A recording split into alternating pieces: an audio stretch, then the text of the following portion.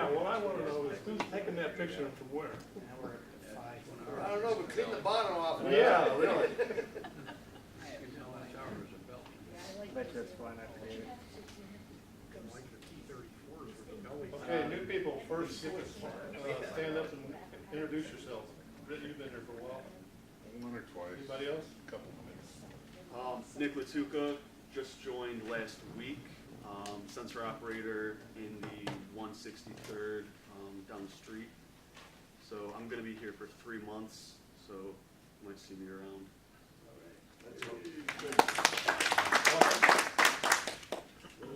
Anyone else? Andrew Bajak, I've been here for a month.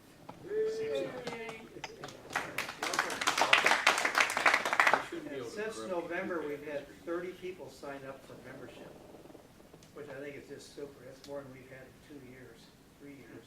Where the hell they all go? They I forgot to know, come. they're not here tonight, are they?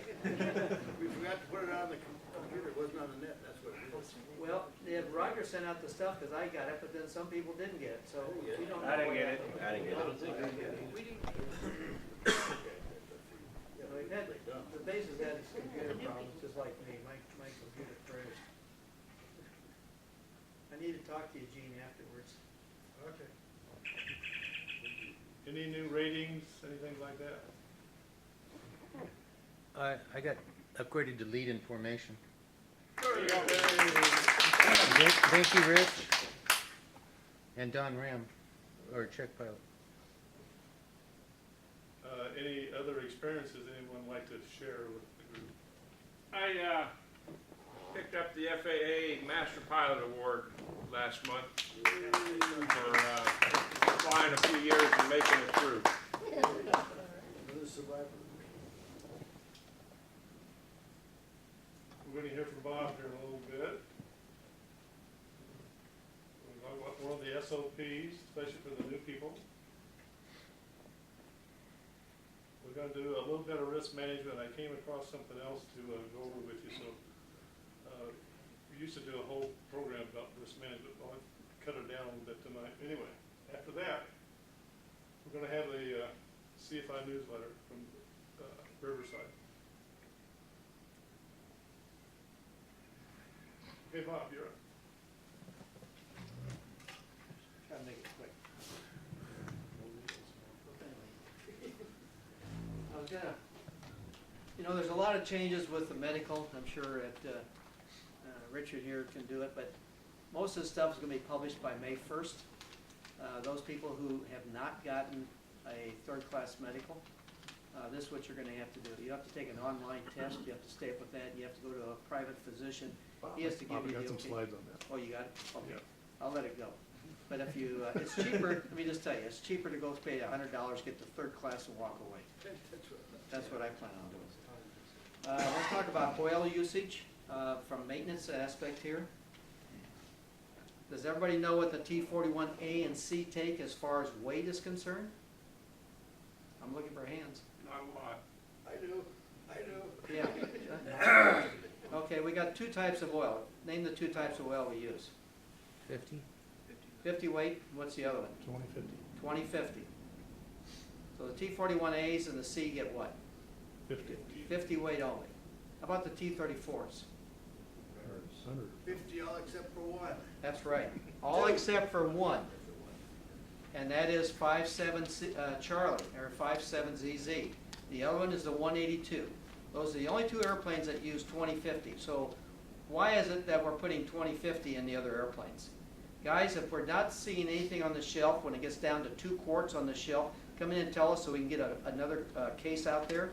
We're wasting our oil and our costs are going up. The other thing I want to talk about is let's drain the quart. I'm finding a quart of oil with this much in the bottom that hasn't been drained fully because you're in a rush. Take an extra few minutes, use a funnel if you can't get into the thing. Don't spill it on the outside because then David has to take to clean it up, and I'm not about to. It's a club. Everybody has to join in and serve their time. So let's try and utilize the stuff before I raise prices again, which I'm going to have to do maybe. I'm trying to hold it down as much as I can and keep the general off my back. On the oil can, I'd like to add a little bit to it. On the oil can, you drain it as much as you can. What I have to do, They have to drain those for 14 hours supposedly before they can go in the trash. Otherwise, EPA is on us. They go out here and check the dumpsters to see if any oil comes out of them. So as much as you can dump, the better off for me, because I don't go 14 hours, I'll tell you that right now. I go pretty close, but when they're dry, and I dump them in the trash. So if any help I could get, make it good, because all I am is really a mechanic, not a. And also, the barrel that's out at the Connex, trash doesn't go in there. Empty water bottles don't go in there. Empty water bottles don't go on the back of the airplane. So I'm really talking to a lot of different people here. Some of the older individuals have been around for a while, understand that. And I'll go out with another email to everybody. I appreciate your help if you can help out the club. One other thing I noticed today when I was out there, I put some oil in the Connex. And the Connex is really looking pretty shabby. The old rags and stuff are getting just stacked up. And if you want to get rid of them, take them into the office. And Bob and I can take them down to the rag bin down there in the hangar, or bring them down to the hangar. It's looking like a big fire hazard almost in that Connex. Yeah, we can't wash them in laundromats anymore, so we have to I just just get turn rid them of into them. hazmat. Yeah, we put them in a plastic bag, take them down the hazmat. Also gonna need the help from everybody. Sometimes Roger and I get busy, and I've had my issues with a computer. I'm about 11 years of data that's been lost. So I'm kind of stuck right now. We're trying to get contracts for painting of the aircraft, trying to do contracts for the ADSB program. We're putting in the Stratus programs into all the aircraft. So I'm really kind of behind schedule since I lost my database and all my quotes. So if the telephone rings and someone is busy or Roger's right in the middle of doing something, help us out by answering the phone and just say, just a minute, we'll get someone to talk to you. Answer the phone, we really appreciate it. We're still having issues with credit card slips. If you got an issue with the credit card slip, see Roger and I, talk to us. I'll be more than happy to show you how to take and fill it out properly.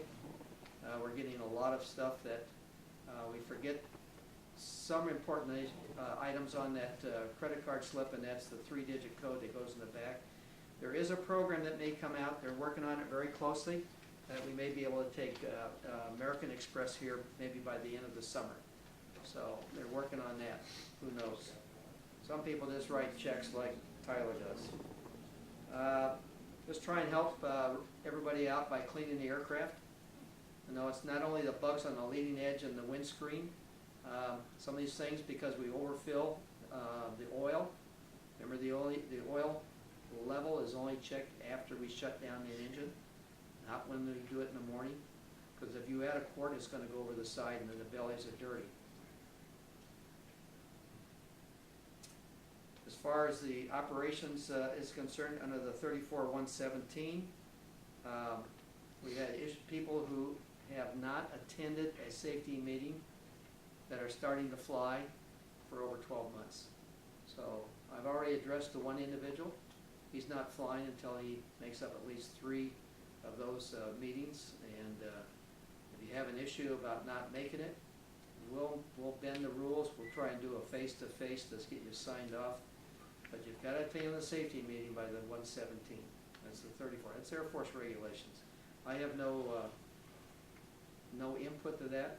It comes from headquarters. So if you want to take and fly, stay up with the safety videos or the YouTube, and then take and do your test. And that's all I have. Thanks. Any other announcements?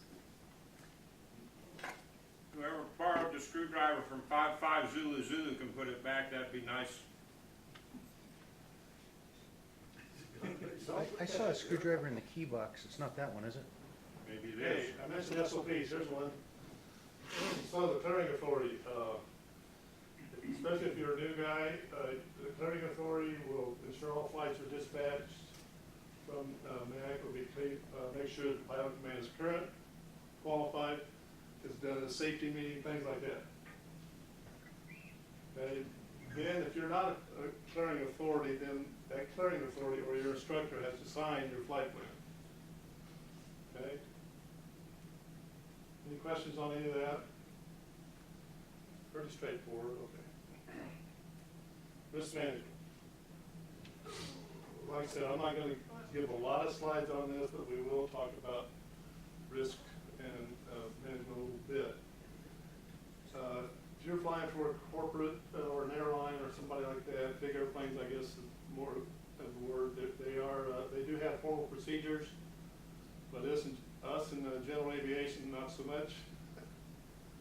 Okay, so poor decision making is the root cause of many, and maybe more than we really think about, aviation accidents. So good decision making, on the other hand, is about avoiding the circumstances, and we're going to talk about some circumstances that you can avoid, not have to worry about making those tough decisions.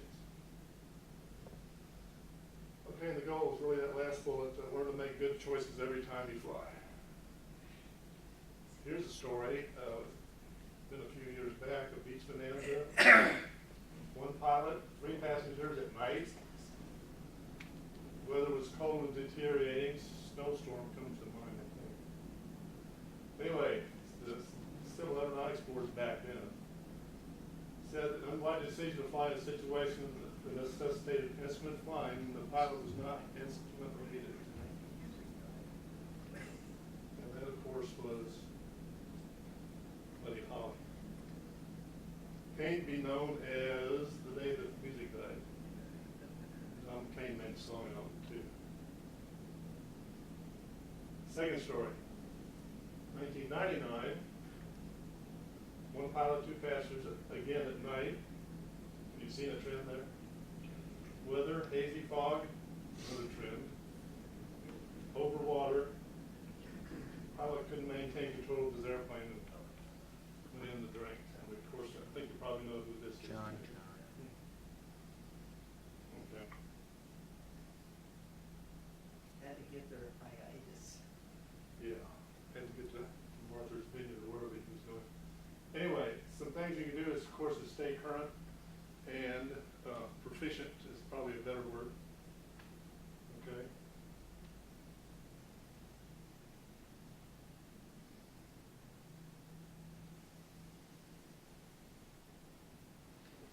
And of course, we don't want this to happen either. Now, this had to do with the crosswind. We'll talk about that a little bit too here. You're not gonna put the pilot's name in there, are you? What's that? You gonna put the pilot's name in there too? That was before my time, so I don't know. I don't know who you did, I can't remember. No, that comes to it. Anyway, what are your risks? What risks are you willing to fly with? I guess that's the big question. And again, like Bob was saying, how important is that flight? Get home-itis, or what is it? And there are some pressures that we have, and we probably want to try to walk away from those pressures if we can. But, you know, like everything, you do have some risk. Driving here tonight or driving home tonight is a risk, right, tonight. Or the restaurant you ate at tonight, maybe?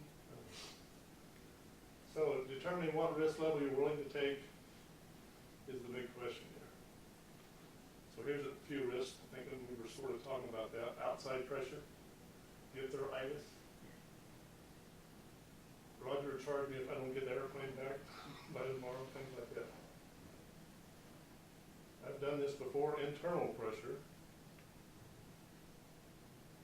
And of course I got this out of the book too. It says, oh, don't worry about it, I can show you how to land at 80 miles an hour. Well, I don't think so. Anyway, of course the FAA does have a booklet on it, a handbook. You can get this at FAA.gov. You can download it. And there's a whole big book on it. Here's what it looks like. Like I said, you can download it. Now the CAP, they've been using risk management for many years. And I guess that's what we're sort of talking about, risk management. And of course the airlines came up with CRM, crew resource management. And we sort of have to back off from that a little bit because we only have one pilot on board usually, at the controls anyway. So we think of SRM, or single pilot resource management. And there are some things that you can help you in that regard. The paid methods, think about the pilot, the aircraft, the environment, external pressures. We've talked about external pressures a little bit. And also, I'm safe. This is sort of personal to yourself. Do you have any illness? Are you taking some medication? If you are, make sure the doctor says you can fly with it. Alcohol, fatigue, emotion. And again, use of medication. Haven't flown in several weeks. An unfamiliar airplane or aircraft equipment. You're not sure about that, get an instructor and have him point it out to you how to use it. Unfamiliar airports and airspace. I think maybe Harrison Ford was a little unfamiliar with Long Beach. Orange County? Must meet deadlines, pressures from passengers. Of course, they want to get to where their destination is too, right? So what resources are we talking about? Well, I mentioned the instructor. Ask him or her what are the important things to consider for today's flight. Weather, of course, always seems to be one of them, especially with all these rainstorms lately. What maneuvers are we going to practice today? Traffic pattern procedures, what are comm procedures, how do we use the nav radios, things like that. If you're going cross country, call SoCal, because they're real good at making your flight safer. So pre-flight planning, you're going to look at these things at least, right? Weather, altitudes, terrain, airspace. Are we going to Bravo airspace today? I hope not. What else does the FAR say about pre-flight action? Well, of course, they've got an all-inclusive. Become familiar with all available information concerning your flight.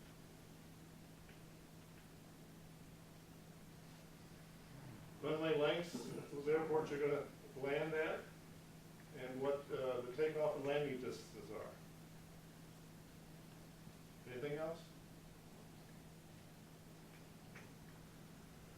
So if you're not going to fly in the vicinity of the airport, think about fuel requirements, alternatives available if something happens. There's that what if coming into play here, right? Then you know traffic displays or delays that might come up. Okay, now we'll talk about the pre-flight a little bit later. So let's talk about this newsletter I got from the FSDO. And we're going to have a few, and we're going to talk about the medical thing too. So Jackie Casper reached out to a bunch of the CFIs, and we wrote back and told them our information. She emailed us back and said she's going to put out a newsletter, a monthly newsletter. And so we get the first one is this month, so we're going to cover it a little bit. First of all, is that new accept the student pilot, and I just showed this so you see what the newsletter looks like. That's about it. But you can go to your flight instructor, like Mike came to me the other day, and so got his temporary certificate. Just not going to have the medical with it anymore.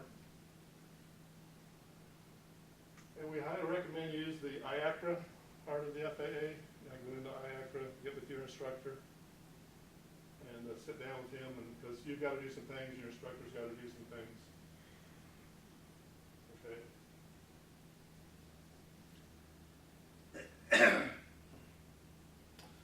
When the student logs in and makes his application, he's going to get a number, that alpha number up there. Then the CFI's got to log in and use that same number, call up the application, and again, some back and forth there, and to get it approved.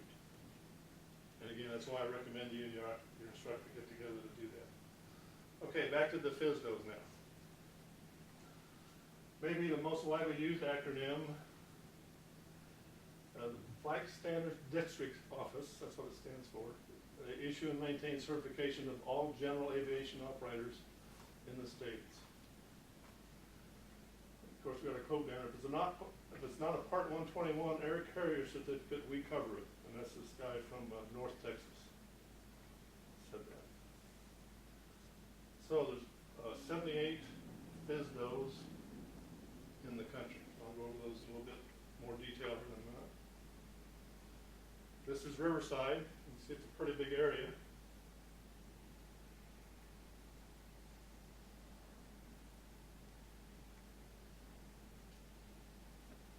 I move these up a little bit, let's see, the top part here.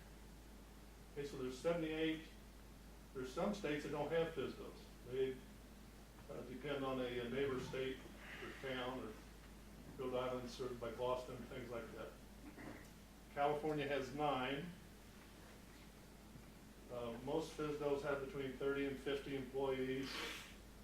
The large ones, like in Atlanta and North Texas and South Florida, have 60. I'll go down to the bottom of this. So all told, they have about 5,300 people that work. And there are some small ones, such as Lubbock, Texas, and Jackson, Mississippi.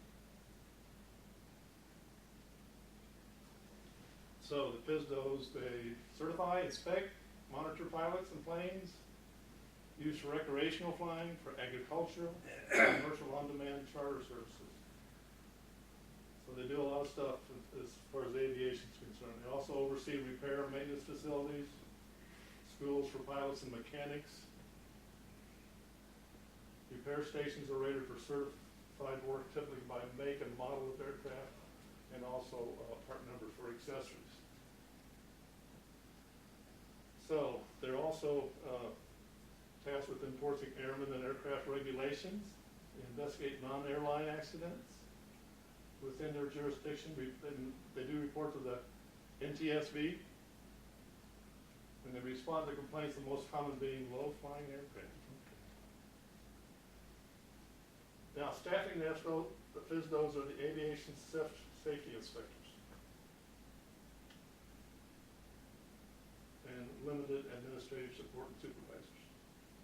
So and those people work in 3 disciplines, okay? Operations, maintenance, and avionics inspection. Now, they're highly skilled and trained before they ever come to the FAA. That's the part they're trying to stress, that they're certified and skilled and trained before they ever get hired by the FAA. Most operations are inspected every 6 months. Is that about what? You get inspected about every 6 months? No. No? If you're Part 141, you may be. Okay. So if we ever get tied in with Edwards for Part 141 for GI Bill, more than likely they'll inspect us for that period. Now, let's talk about designees. Most testing are done by, for mechanics and pilots, it's conducted by designees. So for us pilots, of course, DPE is a designated pilot examiner. If you've got a check right here in the last few months or few years, it's probably been from the DPE. So the ASIs, they oversee the designees, individuals who complete tests and evaluations on behalf of the administrator. Now, I'm not familiar with the last one, they're airworthiness representatives, so I have to claim ignorance on that. And again, the designees are from the private sector. They're authorized to charge fee for services, and they seem a little high. Yeah, $700 to get your private, yeah. Now, the FSDOs often work interdependently, but they can exchange staff to accommodate some shortfalls somewhere, maybe. Both FSDO managers interviewed for this report agree that designees are necessary to meet the high demand for certification, and that's why they charge high dollar, I guess. Okay, then we're going to talk about meds, the new meds thing, and they're calling it basic med. It's going to be a new FAR, Federal Aviation Reg, Part 68. And like Bob said, it goes into effect May 1st. So if you're operating under Part 91 now, you may be able to do away with your medical certificate if you've had one within the last 10 years. The FAA says it supports that rule because it will simplify our regulations. And we'll keep general aviation flying affordable, sure. Okay, but what they're saying is we'll be able to fly certain aircraft without holding a medical certificate, and we'll go over some caveats on that. First, they must possess a valid driver's license. They completed a medical education course every 24 months. This course is on the AOP's website, and I'm going to talk about that a little bit more in a minute. So, pilots must operate airplanes carrying no more than 6 people, no more than 6,000 pounds. Rotorcraft and turbine powered are okay, but below 18,000 feet, not faster than 250 knots. Both VFR and IFR, day-night operations, are permitted under the new rules.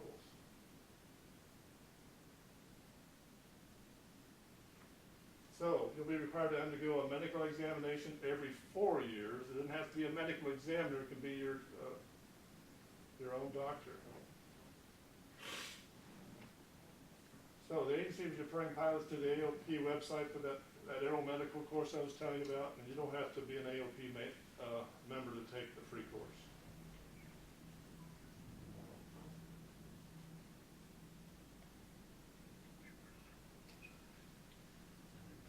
Okay, so to be eligible, you have to have held a valid FAA medical certificate within the last 10 years.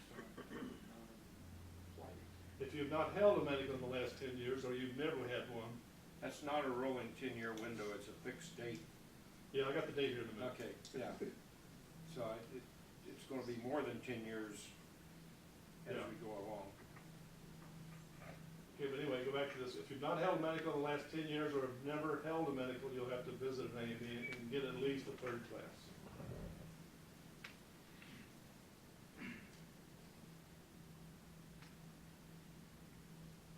So, while the FAA is amending parts 61 and 91 to reflect the changes, the new rule will not apply to pilots flying for compensation or hire. But they're also saying the CFIs can fly without a 3rd class medical. But a lot of times you're charging the guys, so I don't know how that works.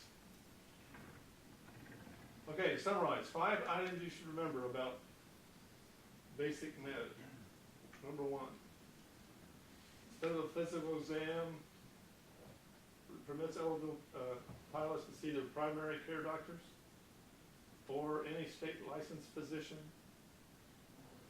Must possess a current valid driver's license. They must, here's the date, must have held at least one medical certificate that was valid after July 15th, 2006.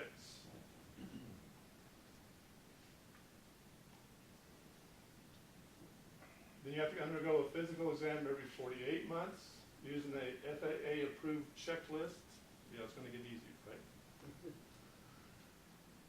Okay, and basic med requires pilots to complete an online medical course. That course we're talking about every 24 months. Do all your physicians have capability of doing this now, or do they have to go through courses themselves? The physicians like my Kaiser doctor or something? No, they said just have to follow the checklist. It says you have to use a FAA approved checklist. Any state licensed physician.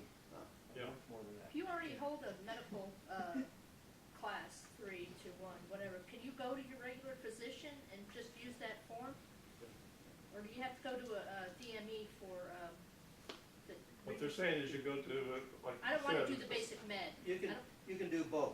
You can go to an AME, One or the other. because he's also regulated to the state, or you can just go to your own private physician, so you can go to either one. That's faster. That's good, yeah, if you want to keep going, and that'd probably be easier if you go yeah. go to your AME and get to a 3rd class. Yeah. You can see, but you can do the basic med through your AME without getting a 3rd class. So you can go to the private physician or the AME, whoever one you feel comfortable with. I just read that today, it was in AOP's magazine. If you don't want to clarify, I don't wanna do the basic med. You don't have to. You don't have to. All right, good. But now if you fail your basic med, then you can't, If you fail your medical, you cannot revert to basic med. right, You have to have never had your medical revoked. right. And that sort of brings up this last little, let me get that up there. If you develop a situation or condition that right now you have to have a special medical, that's going to happen in the future too.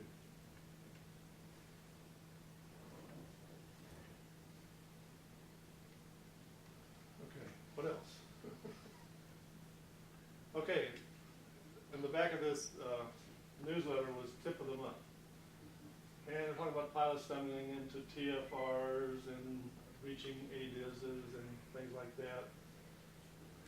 And of course, our master CFI Bill Cornick says, a lack of pre-takeoff planning is the cause. Maybe so. And like I talked about Harrison Ford, they studied the airport diagram down in Long Beach, maybe with it landed on the runway instead of the taxiway, huh? That happened, yeah, it happened at Orange County Airport. They said Long Beach. Okay, they got it wrong. Anyway, somewhere over there in Orange County. That's official. And actually, he was talking about a helicopter when he called that. Yeah, I called himself a helicopter. Yeah, he called himself a helicopter. I don't know, he maybe was getting some extra. Okay, anyway, if you get in that Class B, you're not supposed to be there, could be resulting from poor planning. Fumbling around for frequency that you need,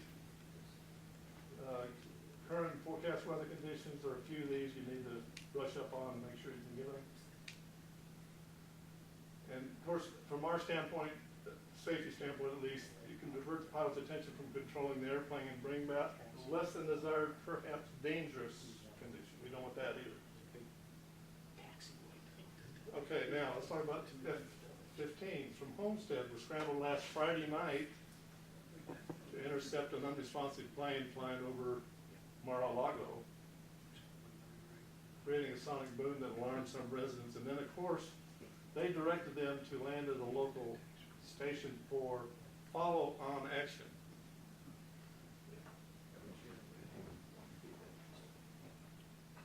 Here's that here's where Mar-a-Lago is, down by Palm Beach. It's not very big, so unless they're really messed it up. Any questions? Was Diggler involved in that intercept? Uh-huh. In the most recent issue of AOPA, they have about a 4-page thing on there on the basic med and question and answer things and all that stuff. Okay. Also, go ahead, Matt. I get probably every week or every other week a question from a pilot who has gone to a doctor who's not an AME. I'm not an AME, so I'm not advertising. And most regular docs who have no experience in aviation think that flying is magic. And that if you have anything, an ingrown toenail, you probably should not be in an airplane. So the original intent of this rule change was to make it easier for pilots to get in the air. So if you're 20 years old, you don't need a medical exam. If you have gray hair and you have a problem, it is probably not going to be to your advantage to try to get into the air going to a regular doctor. It's probably going to be a lot more difficult. And I'm thinking of one pilot in particular who has a minor medical heart problem. It's trivial. And his cardiologist says, oh, you shouldn't be in an airplane. So he wouldn't sign a piece of paper for him. So be very careful about whom you pick to do your exam if you're going to go through basic med. Anybody else? There's some other changes coming up. It was in the Wall Street Journal today that the administration is going to go to the FAA and ask them to clean up their regulations, since many of the regulations overlap each other, and they want them reduced in simplicity. So that's another task that we're going to see. We may see many of the parts within the present book today being reduced to smaller pages. So that's in the future. See you in 4 weeks. Okay? Thanks, John. Good job.